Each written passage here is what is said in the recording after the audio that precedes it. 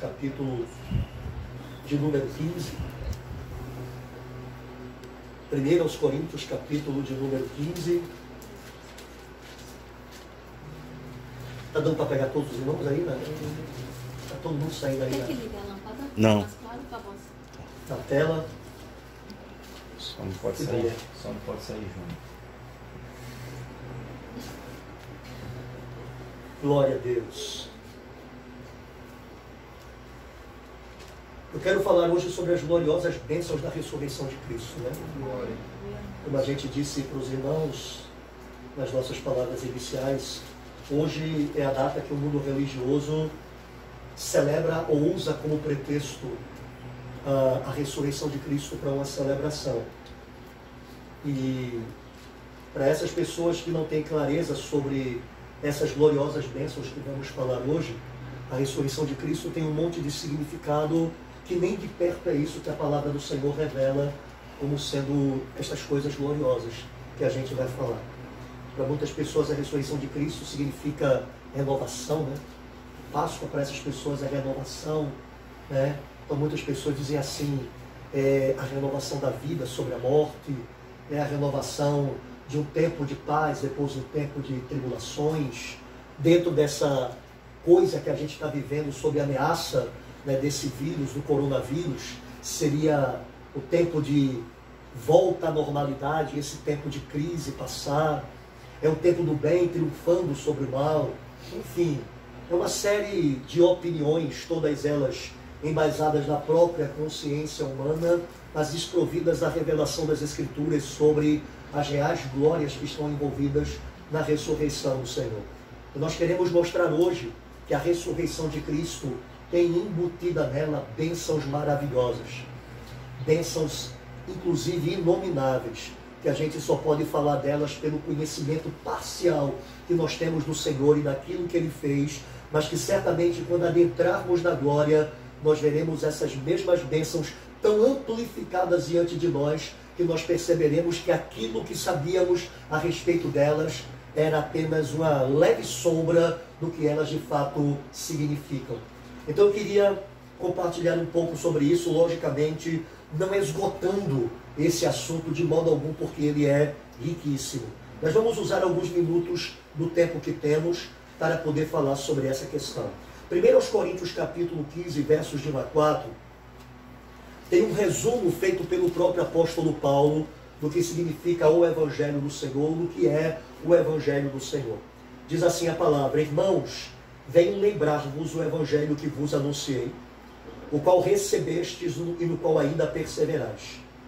Por ele, por este Evangelho, também sois salvos, se retiverdes a palavra tal como vos-la preguei, a menos que tenhas crido em vão.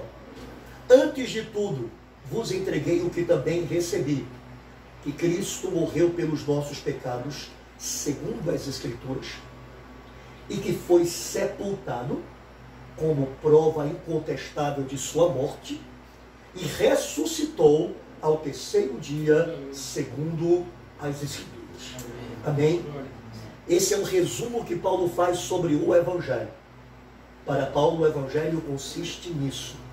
Cristo foi crucificado, segundo as Escrituras, segundo aquilo que as Escrituras profetizaram no Antigo Testamento, e as Escrituras do tempo de Paulo já anunciavam dentro dos Evangelhos escritos.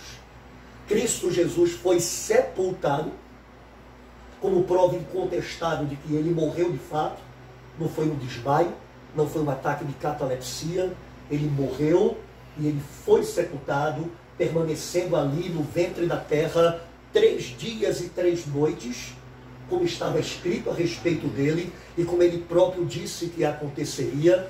E Paulo diz, e ressuscitou ao terceiro dia, como diz as Escrituras. Então isso é o Evangelho. De maneira que o Evangelho não é completo ao ser pregado, se não mencionar que Cristo morreu e que Cristo ressuscitou. A plenitude da salvação de Cristo para o homem está no fato de que ele morreu e de que ele ressuscitou. Se ele tivesse apenas morrido, nós não teríamos nenhuma garantia de que a sua salvação é real, de que a sua salvação é verdadeira. Mas porque ele morreu, porque ele desceu à sepultura, porque ele partiu do mundo dos vivos pelo golpe da morte, ele consequentemente ressuscitou, e tendo ressuscitado, ele se tornou de fato o Salvador todo suficiente de todo aquele que nele crê. Esse é o grande Evangelho de Deus para todos os homens em todos os lugares. E nós queremos falar sobre este aspecto do Evangelho que é a ressurreição, porque é este aspecto que é lembrado no dia de hoje. Hoje, no calendário religioso, o domingo de Páscoa, o domingo em que é lembrada a ressurreição de Cristo, mas que, como dissemos, para o mundo religioso tem significados afins e nenhum deles que sequer chega perto do que de fato significa a ressurreição. E nós temos que saber que isso é assim para o mundo religioso, porque o príncipe deste mundo, que diz a palavra de Deus, em 2 Coríntios capítulo 4, ele trabalha cegando o entendimento dos incrédulos, para que não lhes resplandeça a luz do Evangelho de Cristo, o qual é a imagem de Deus. Então, o trabalho de Satanás com relação aos descrentes é entenebrecer os seus entendimentos, para que eles não compreendam o Evangelho. Para uma grande parte das pessoas que hoje dizem, hoje é o domingo de Páscoa, é o domingo da ressurreição, isso é apenas um símbolo sem qualquer significado real. Muitas dessas pessoas nem sequer acreditam que Jesus é um ser histórico, que ele de fato existiu, que ele de fato andou nessa terra, que ele pregou, que ele fez o bem, que ele curou enfermos, que ele expulsou demônios, que ele foi ungido por Deus e que ele morreu, foi sepultado e ressuscitou de fato. Para essas pessoas, Jesus é apenas um símbolo, e a sua ressurreição é também um símbolo de renovação de coisas boas depois das velhas, de saúde depois da doença, de um tempo de paz depois de tribulação, e por aí vai. Essas pessoas obscurecidas no seu entendimento veem a pessoa de Cristo como um mero símbolo e a sua ressurreição da mesma forma. Então elas nunca, com tal entendimento, poderão usufruir das verdadeiras bênçãos gloriosas do Evangelho de Cristo, que inclui a sua ressurreição. Para aqueles que se dizem religiosos e que dizem crer em Cristo, eles também diminuem consideravelmente o que é a ressurreição e os seus valores, porque eles também ficam no máximo nessa esfera de que Cristo ressuscitou e que consequentemente a Páscoa representa uma renovação, representa uma reconstrução, representa uma restauração, e é assim que o mundo religioso, em sua maioria, lida com esta data que nos lembra desta bendita ocorrência. Mas nós, como cristãos bíblicos, precisamos entender que a ressurreição de Cristo revela para nós bênçãos gloriosas, repito, sem ideia exata para nós do que elas de fato significam. Só a eternidade nos fará compreender a plenitude destas bênçãos, porque, como diz o apóstolo Paulo, hoje em parte vemos e em parte profetizamos. Mas mesmo este em parte, que hoje nos é dado a graça de compreender, já nos tira do senso deste mundo natural e nos leva à plenitude de regiões celestes pelas gloriosas bênçãos reveladas pelo Senhor. E é por isso que nós precisamos entender o supremo valor da ressurreição dentro da pregação do Evangelho. Quando a gente examina as Escrituras, a gente vai ver que a ressurreição sempre foi um ponto fundamental na mensagem cristã. Os primeiros que anunciaram isso foram os anjos, no momento em que as mulheres foram até o túmulo de Cristo para embalsamar o seu corpo. Cristo tinha morrido à véspera de um sábado, né? A véspera da festa da Páscoa, e consequentemente ele não poderia ser embalsamado durante aquele dia, porque era um feriado e para o judeu não poderia haver tal tipo de trabalho. Então ele é sepultado com alguns tratos quanto ao seu corpo de maneira parcial, para que depois esses tratos de conservação, que era comum aos judeus daquela época, fossem completados. E aí a Bíblia diz que no primeiro dia da semana, aquelas mulheres foram para terminar aquele trabalho que começaram no dia em que Cristo morreu, só que quando chegaram lá encontraram a pedra do sepulcro revolvida e o túmulo vazio. E as narrativas dos evangelistas dizem que anjos apareceram a estas mulheres e eles foram os primeiros a anunciar a ressurreição. Né? No Evangelho de Mateus tem escrito assim, Mateus 28, 5 e 6. Mas o anjo, dirigindo-se às mulheres, disse: não temais, porque sei que buscais Jesus que foi crucificado. Ele não está aqui. Aleluia. Ressuscitou, como tinha dito. Vinde ver onde ele jazia. Aleluia. Então, é a primeira mensagem da ressurreição que surge. Marcos, ele anuncia essa mesma mensagem através do anjo, dizendo assim: ele, o anjo, porém lhes disse: não vos atemorizeis, buscais a Jesus, o Nazareno, que foi crucificado. Ele ressuscitou, não está mais aqui, vede o lugar onde o tinham posto. Marcos 16, 6. E Lucas, ele também mostra através de outras palavras que os anjos anunciaram este bendito evangelho para aquelas mulheres de maneira inicial. Diz assim o evangelista Lucas em 24, de 5 a 7 no seu evangelho: estando elas possuídas de temor, baixando os olhos para o chão, eles lhes falaram: por que buscais entre os mortos ao que vive? Ele não está aqui, mas ressuscitou. Lembrai-vos de como vos preveniu, estando ainda na Galileia, quando disse: importa que o Filho do Homem seja entregue nas mãos de pecadores e seja crucificado e ressuscite no terceiro dia. O Evangelho foi pregado no dia da ressurreição, justamente dessa forma. Anjos chegaram para aquelas mulheres e anunciaram para elas que aquele Senhor bendito a quem elas amavam tinha morrido, mas não tinha sido retido pela morte. Pelo poder de Deus, ele havia ressuscitado, como ele próprio afirmara que aconteceria e que consequentemente, elas não deveriam ficar atemorizadas ou amedrontadas, porque ele estava vivo pelos séculos eternos. Logo após a sua ressurreição, o Senhor Jesus mesmo aparece aos seus discípulos e ele diz a eles que a partir daquele momento eles seriam testemunhas de toda a sua obra, incluindo a ressurreição. Ele diz a eles isso. Em Lucas capítulo 24, do verso 44 até o 48, a palavra diz assim: a seguir, Jesus lhes disse: são estas as palavras que eu vos falei, estando ainda convosco. Importava que se cumprisse tudo o que de mim está escrito na lei de Moisés, nos profetas e nos salmos.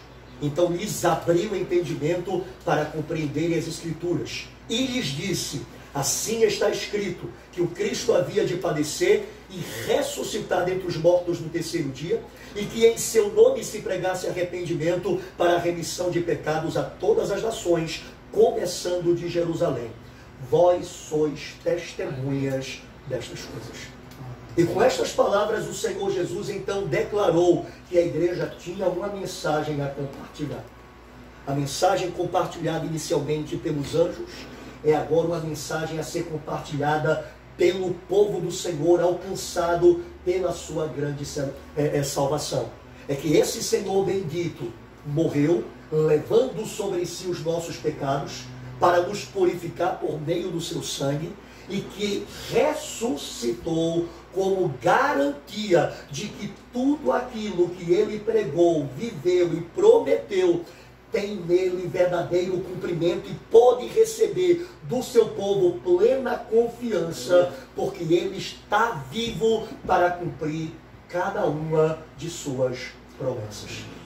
Irmãos, a partir daquele momento, a Bíblia diz que os discípulos dele se tornaram testemunhas de sua ressurreição. Quando a gente vai ler os Atos dos Apóstolos, a gente vai ver que os 3 primeiros sermões iniciais de Pedro, eles enfatizam veementemente que Cristo ressuscitou.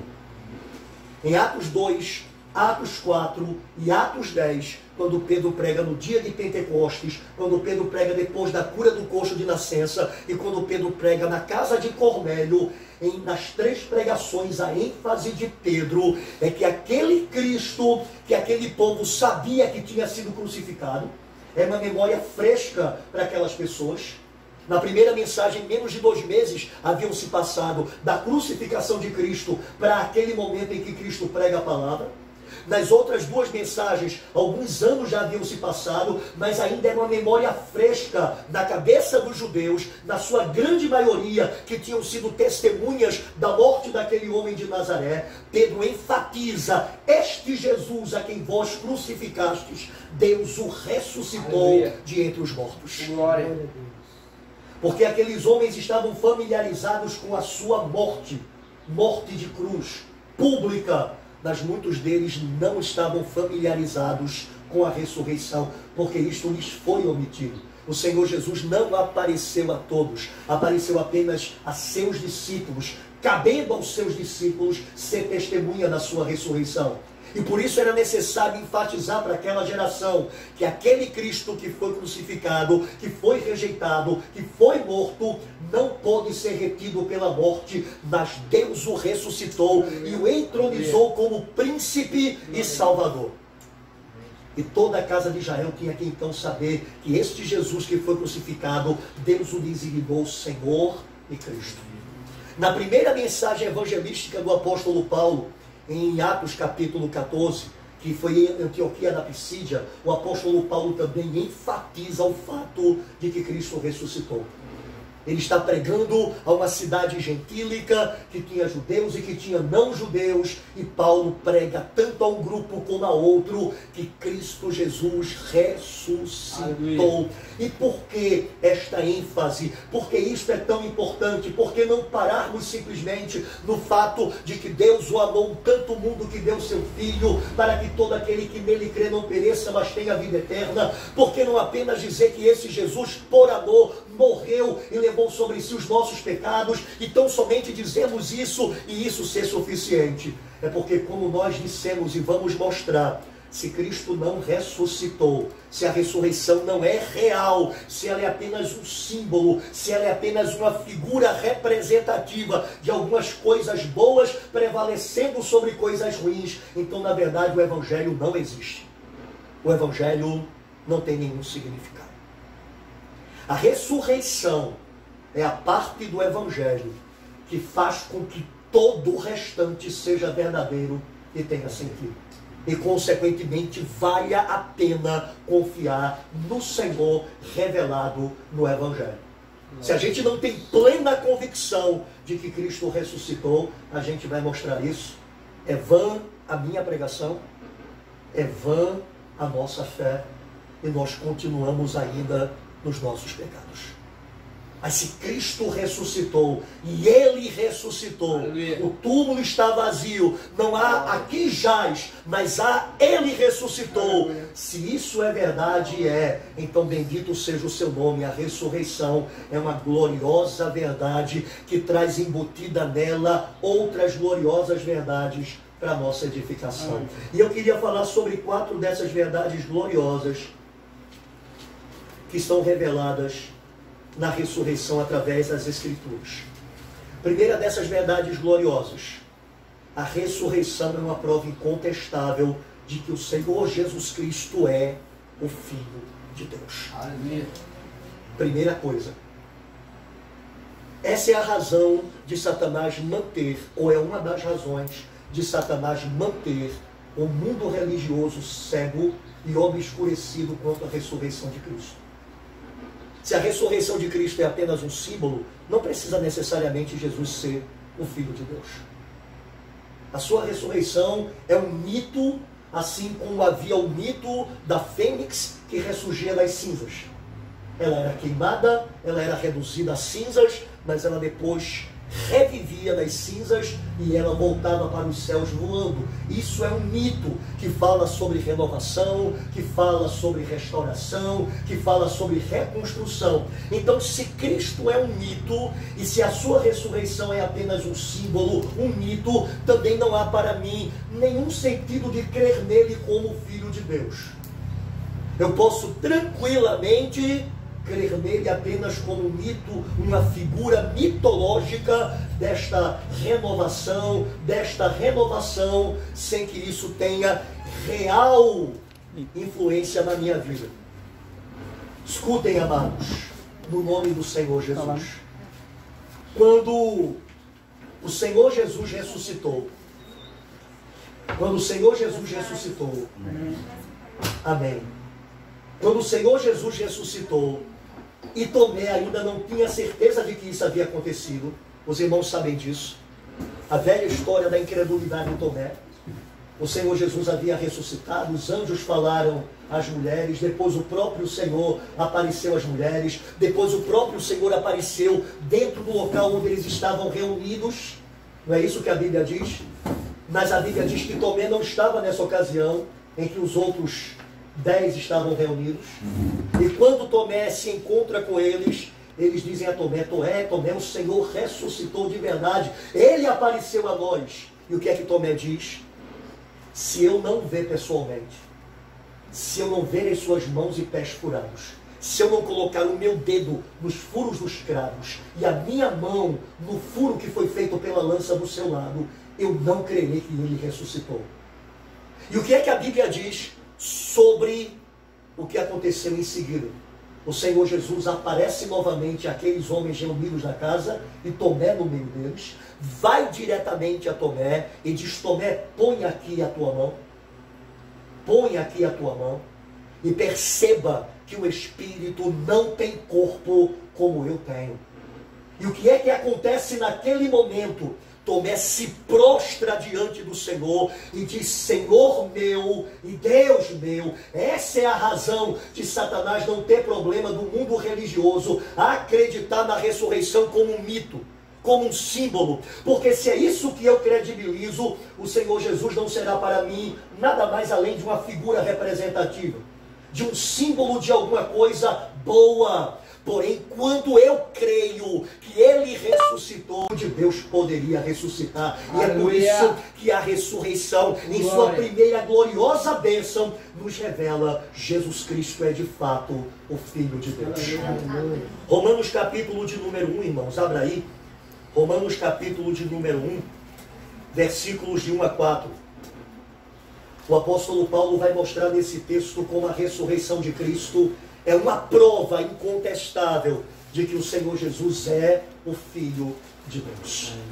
Diz assim, Paulo, servo de Jesus Cristo, chamado para ser apóstolo, separado para o Evangelho de Deus, o qual foi por Deus outrora prometido por intermédio dos seus profetas nas Sagradas Escrituras, com respeito a seu Filho, o qual, segundo a carne, veio da descendência de Davi e foi designado Filho de Deus com poder, segundo o Espírito de santidade, pela ressurreição dos mortos, a saber, Jesus Cristo, nosso Senhor. Aleluia.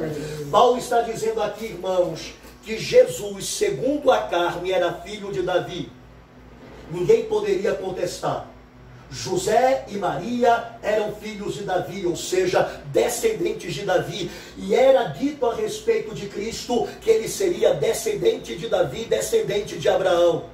Porém, muitos descendentes de Davi, descendentes de Abraão, moravam no tempo de Cristo em Israel.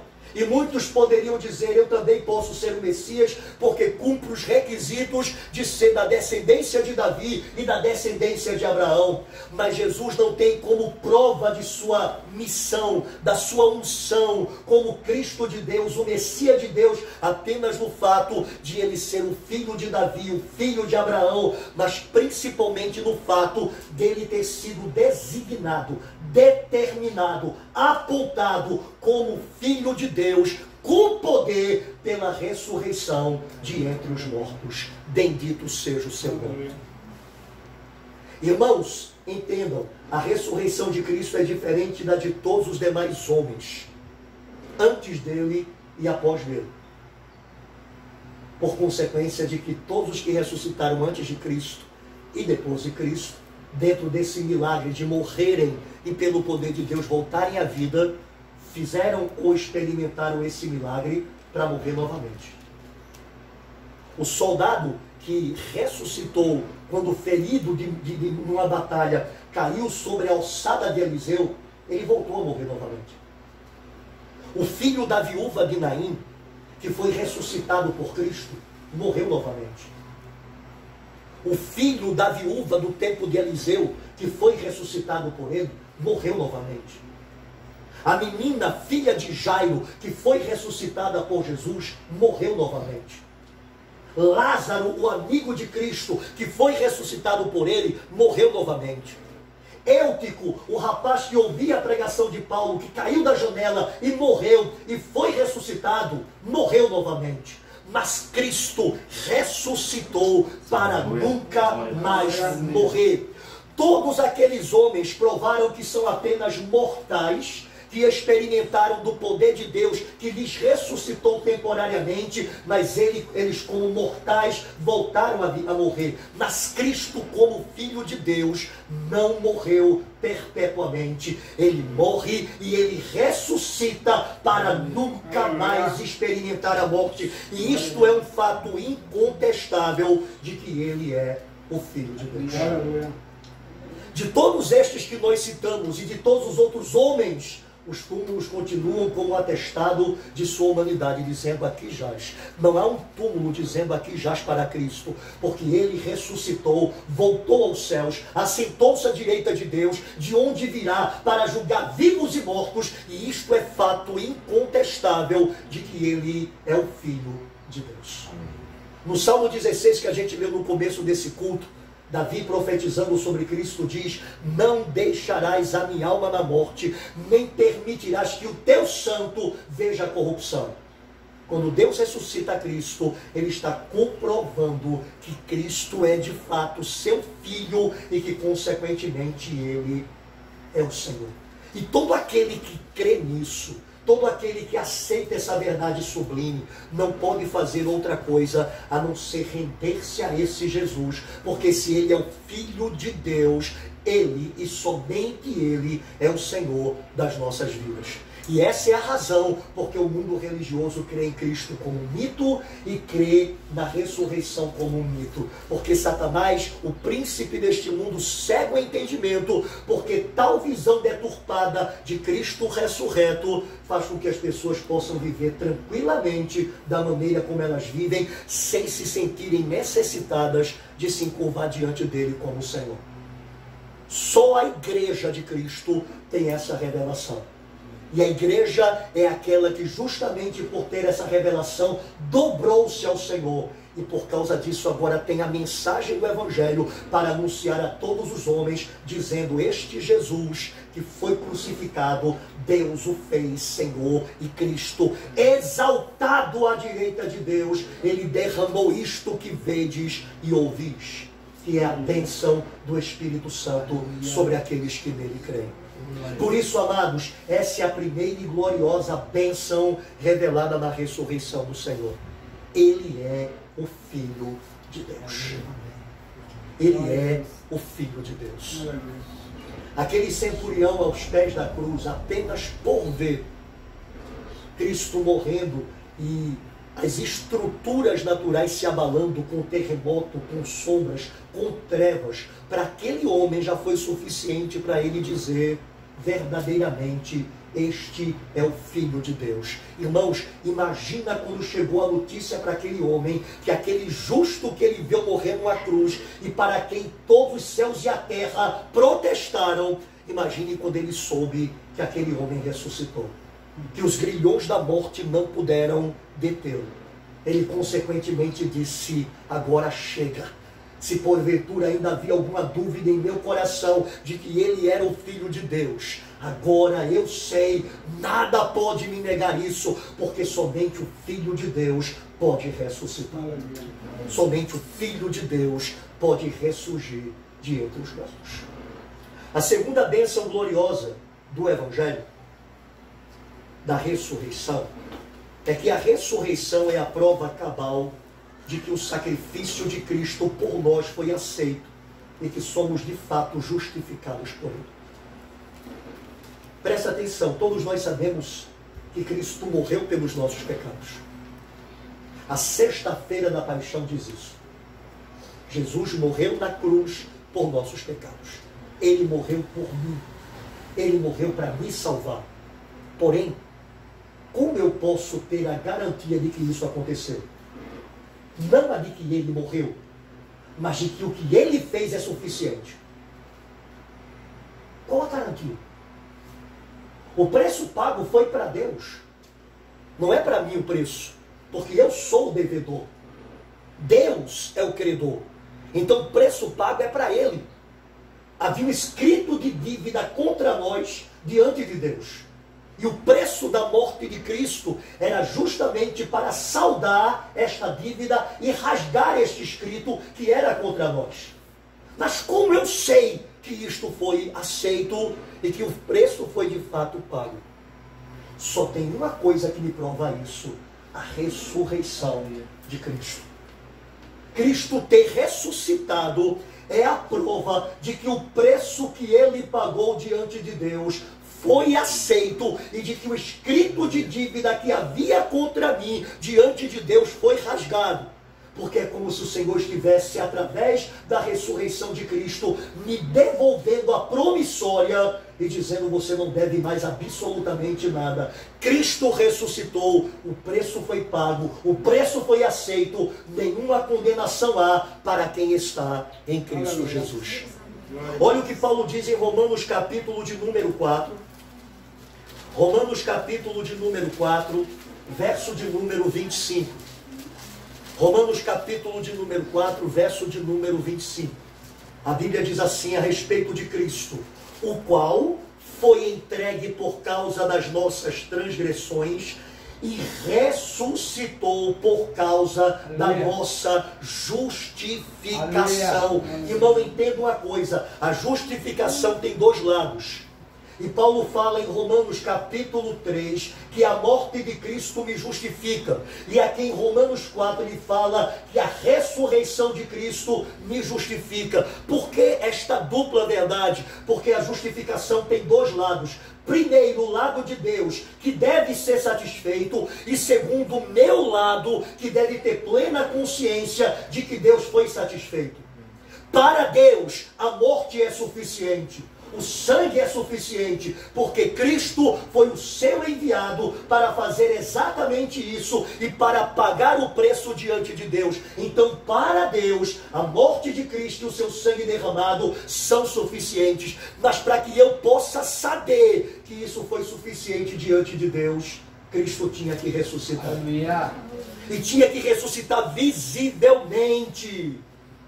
Ele teria que ressuscitar porque é o Filho de Deus. A morte não poderia retê-lo, mas ele tinha que ser exposto, ele tinha que ser revelado assim, para que eu pudesse saber: o meu Senhor que pagou o preço, ele veio garantir que este preço foi aceito. A sua ressurreição me prova isto. E eu não tenho condições de crer que fui perdoado de fato, se eu não crer que Cristo de fato ressuscitou.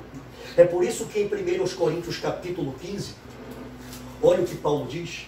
1 Coríntios capítulo 15, verso de número 17. Paulo diz assim: e se Cristo não ressuscitou, é vã a vossa fé, e ainda permaneceis nos vossos pecados.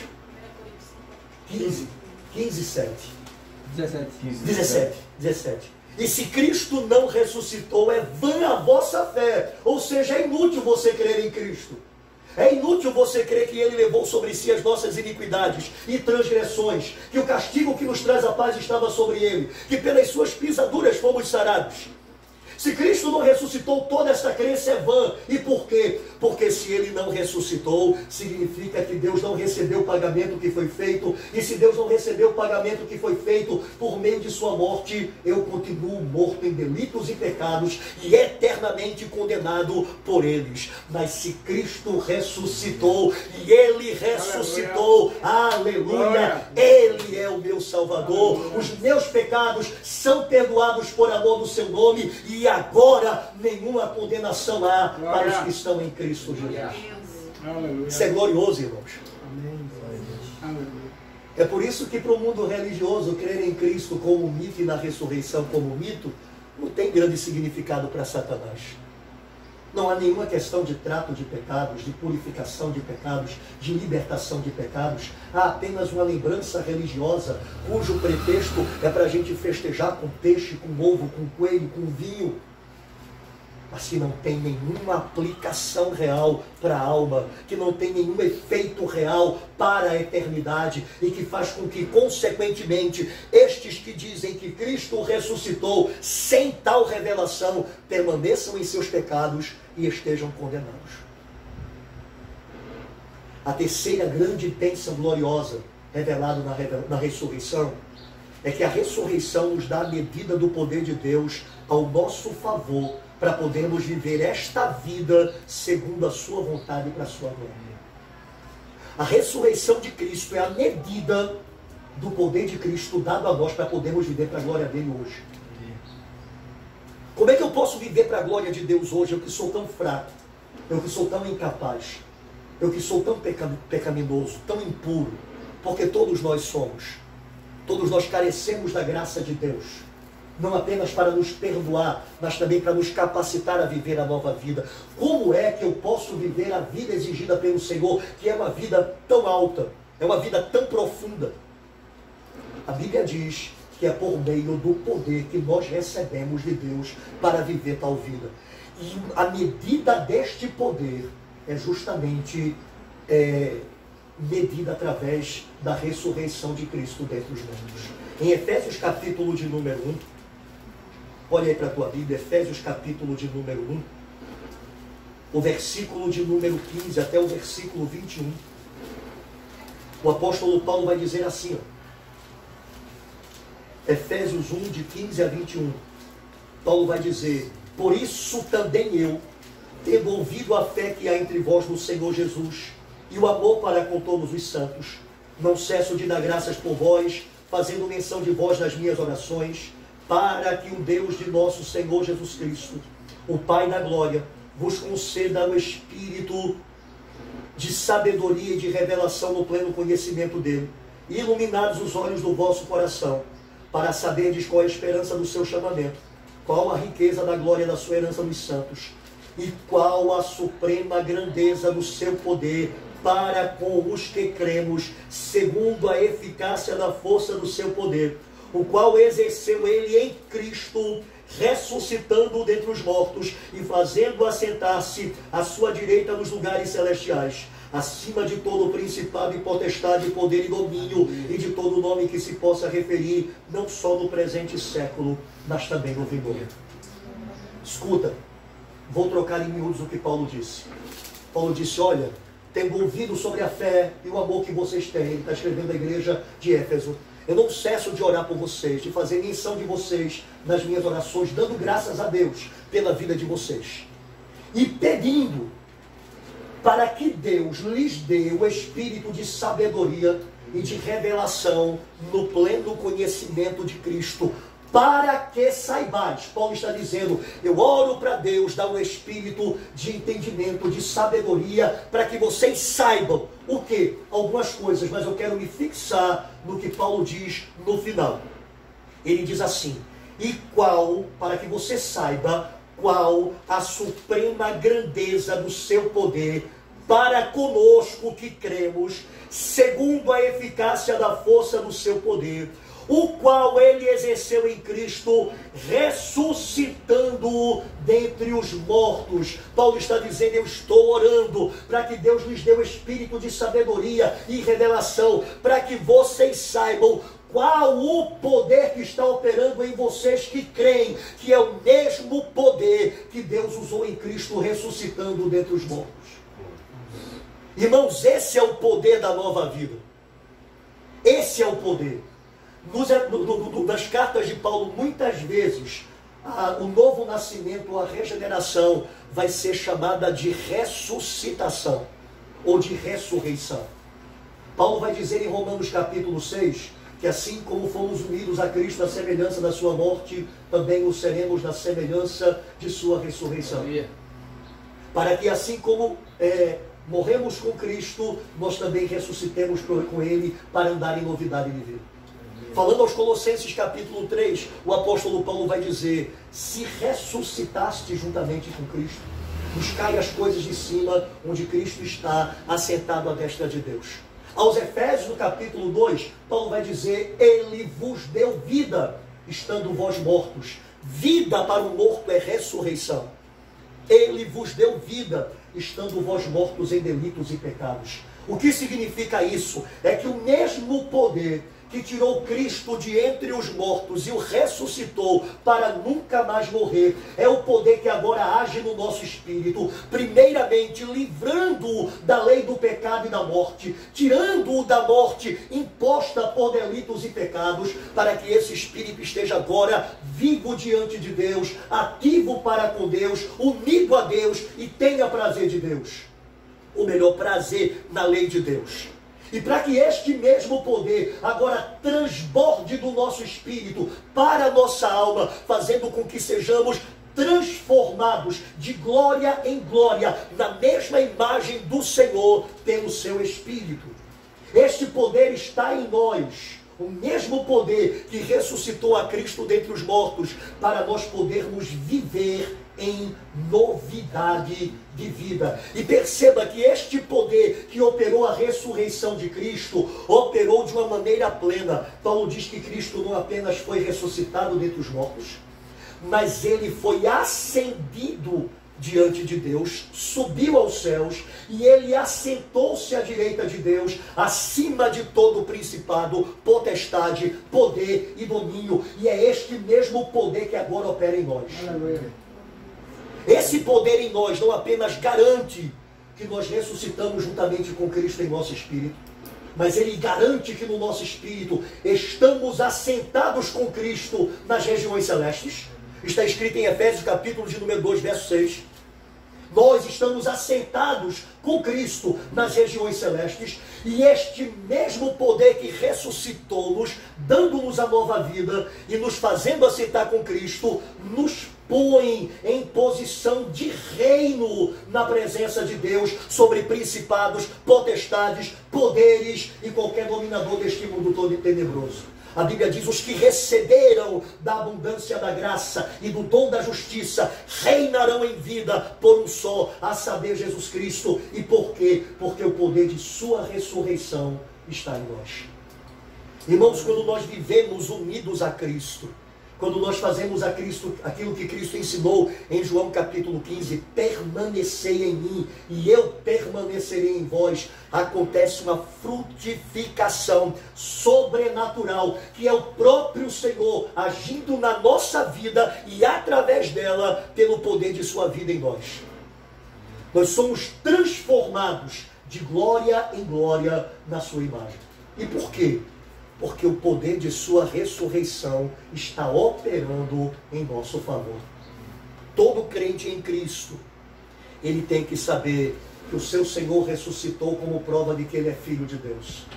Que o seu Senhor ressuscitou como prova de que ele pode descansar, pois os seus pecados foram perdoados por causa dele, já que ele é a prova inconteste de que Deus aceitou o sacrifício, já que o ressuscitou. E todo crente deve saber que tem em si, por causa de Cristo, esse poder transcendente para viver uma nova vida. É por isso que Paulo podia dizer: graças a Deus que em Cristo Jesus sempre nos conduz em triunfo, pela sua vida de ressurreição. Em todas estas coisas somos mais do que vencedores por meio daquele que nos amou, pela sua vida de ressurreição. Posso todas as coisas naquele que me fortalece, por causa da sua vida de ressurreição em nós. Esta vida é a medida do poder de Deus dado a nós para podermos viver a plenitude do Evangelho. De maneira que nós não temos desculpas. Se nós chegarmos como Moisés chegou e dissermos assim: ó Deus, eu sou isso, eu sou aquilo outro, o Senhor dirá para nós com muito mais propriedade do que disse a Moisés: eu sou contigo. Não depende de você, dizia o Senhor a Moisés. E muito mais agora, àqueles que experimentaram o poder de sua ressurreição, o Senhor vai dizer: eu sou contigo. Aleluia. O meu poder é com você. Amém. A minha força é que lhe capacita. A minha glória é que lhe habilita. De maneira que o crente só tem que crer nisto e permitir que o Senhor viva a sua vida através dele. Era isso que Paulo fazia. Eu estou crucificado com Cristo. Logo, já não mais vivo eu, mas Cristo vive em mim. E este viver que agora eu vivo na carne, eu vivo pela fé no Filho de Deus. Amém? Para terminar, irmãos, a ressurreição é a quarta bênção gloriosa da ressurreição. A ressurreição é a garantia de que ressuscitaremos também e teremos a redenção completada em nossa vida. Irmãos, isso é maravilhoso. Cristo ter ressuscitado não é algo que diz respeito apenas a Ele, e não é algo que diz apenas respeito a nós para essa vida, mas é algo que diz respeito a nós para toda a eternidade. Cristo ter ressuscitado é a garantia de que porque estou nele eu também ressuscitarei para a vida. Esta é a garantia. E o apóstolo Paulo ele vai dizer assim, ó, 1 Coríntios capítulo 15, versículos 19, versículos 20 e também o 18. Eu vou ler o 19 e o 20 e volto para o 18. Diz assim: se a nossa esperança em Cristo se limita apenas a esta vida, somos os mais infelizes de todos os homens. Aí Paulo diz: mas de fato, Aleluia, Cristo ressuscitou dentre os mortos, sendo ele as primícias dos que dormem. aleluia. E ainda mais o verso 18: os que dormiram em Cristo pereceram. Escute bem. Se Cristo não ressuscitou, se a ressurreição de Cristo é apenas um mito, um símbolo, então nenhum de nós ressuscitará. E o apóstolo Paulo diz no verso de número 18 que aqueles de quem nós dizemos dormiram em Cristo, eles morreram. Quando a gente lê o Novo Testamento, a gente vai perceber que o Novo Testamento faz uma distinção entre aqueles que são do Senhor e aqueles que não são do Senhor. Todas as vezes que o Novo Testamento narra a morte de um santo, diz que dormiu em Cristo. Sempre. Sempre. Todas as vezes que o Novo Testamento fala da morte de um ímpio, diz que ele morreu. Mas o apóstolo Paulo, em 1 Coríntios capítulo 15, verso 18, diz assim: e ainda mais, os que dormiram em Cristo pereceram, se ele não ressuscitou. Se ele não ressuscitou, não tem ninguém dormindo, está todo mundo morto. Se ele não ressuscitou, Pedro, João, Abraão, Noé, Isaac, Timóteo, Paulo, Pedro, nenhum deles está dormindo, eles estão mortos. Mas mortos no sentido de serem mortos eternos. De que a vida é realmente só para aqui. E de que quando termina aqui, acabou. Não tem mais nada. Essa é a visão dos céticos, dos materialistas, dos ateus. A gente só tem essa vida, e passada essa vida, acabou-se. A gente é apenas um organismo biológico. Não existe nada de alma, nada de espírito eternos. E terminada essa vida, acabou-se. Mas a Bíblia diz, para aqueles que morrem em Cristo, ou seja, que morrem crendo no Senhor, eles dormiram. Mas isso só tem sentido se Cristo ressuscitou. Porque se Cristo não ressuscitou, então eles não dormiram, eles pereceram. Estão mortos, como os ateus creem, como os materialistas creem. Eles eram apenas organismos biológicos. Cessou a vida dos seus corpos e viraram pó, e não tem mais nada após isso. Mas Paulo diz, mas de fato Cristo ressuscitou, sendo Ele as primícias. A palavra primícia significa primeiros frutos dos que dormem, ou seja, Cristo é o primeiro do povo de Deus que ressuscitou, como garantia de que todo o restante do povo de Deus também ressuscitará. Louvado seja o seu nome. Ele é a cabeça da nova raça de Deus. Ele é a cabeça da nação santa de Deus, do povo adquirido, do sacerdócio real. E como cabeça dessa nova raça de homens e mulheres regenerados, ele também é o primeiro que ressuscita, como o primeiro fruto desta nova criação, que a semelhança do seu Senhor também experimentará a mesma coisa. E é por isso, irmãos, que aqueles que creem em Cristo não podem viver atemorizados pela morte. A morte é um inimigo, e é inclusive o último inimigo a ser vencido, mas é um inimigo que será vencido. A Bíblia diz em 1 Coríntios capítulo 15, que Cristo nos ressuscitará ao soar da última trombeta. Os nossos corpos serão transformados, os mortos serão ressuscitados, os vivos serão arrebatados, estaremos para sempre com o Senhor, com corpos incorruptíveis, com corpos incontamináveis, com corpos imortais. E a Bíblia diz, se cumprirá a palavra, tragada foi a morte pela vitória. Aleluia! Isso já teve o seu golpe de morte desferido quando Cristo ressuscitou, e se cumprirá na vida de todos aqueles que nele creem, porque ele é as primícias dos que dormem. Aleluia. Irmãos, Cristo ter ressuscitado é a garantia que você e eu, porque cremos nele, também ressuscitaremos para a vida. Na verdade, a Bíblia diz que ele ressuscitará a todos. Mas a Bíblia diz que ele ressuscitará uns para a vida eterna e outros para juízo eterno. Ele ressuscitará os que são seus para estarem para sempre com ele em glória e em gozo bendito por toda a eternidade. E aqueles que o rejeitaram serão ressuscitados para o tormento eterno no lago de fogo e enxofre, que é a segunda morte. Por isso, somos duplamente bem-aventurados pela ressurreição do Senhor, nós que cremos nele. Porque não apenas ressuscitaremos, mas ressuscitaremos para a vida. Aleluia. Ressuscitaremos para a glória, para desfrutarmos eternamente do seu gozo eterno. Por isso, irmãos, para nós a ressurreição do Senhor não pode ser vista apenas num domingo, uma vez por ano, em que se celebra o que o mundo chama de Páscoa. Essa Páscoa tem nada a ver com o Evangelho. Essa Páscoa nem é a Páscoa judaica, nem é a Páscoa cristã. É uma outra coisa inventada pelo mundo religioso, tendo Satanás por inspiração, para ser uma distração da genuína Páscoa, que diz o apóstolo Paulo em 1 Coríntios, é Cristo. Aleluia. Paulo diz, Cristo é a nossa Páscoa. E Cristo, como a nossa Páscoa, morreu e ressuscitou. E deu-se a si mesmo como verdadeiro alimento e verdadeira bebida para a nossa alma. E todos os homens são chamados a crer nisso. Né?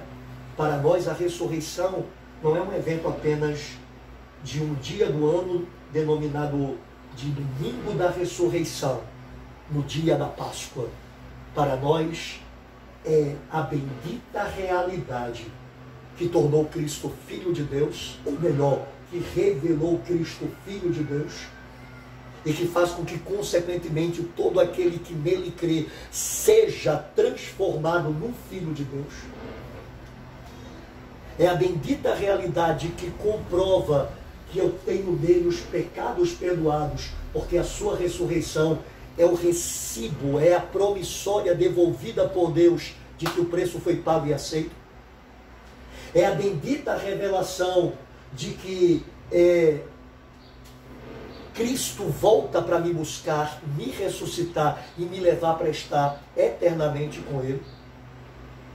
E que, amados, faz com que eu tenha poder para viver esta vida de acordo com a sua vontade. A ressurreição de Cristo me revela todas essas gloriosas bênçãos e outras mais, que a gente não tem tempo para falar hoje, e por isso vai se resumir a essas 4 questões.